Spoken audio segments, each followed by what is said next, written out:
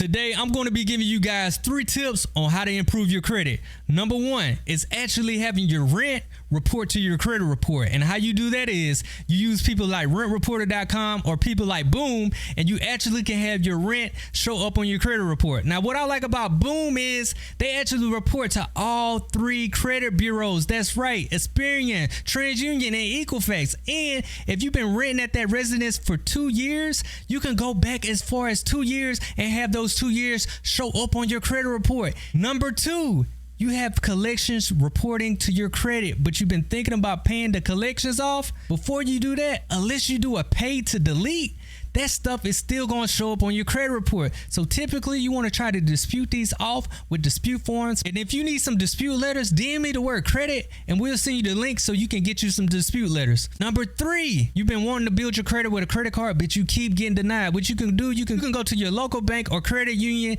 and ask them, how much money do you need to get a secured credit card? Each bank is different. So for example, they might say $500. That's just an example. You take that $500, you put it on that secured credit card. You don't want to go above 30%. I would try to use this as a gas card. Swipe my card, put a little gas in my car, and on the statement date, I would pay half, and then on the due date, I would pay the rest.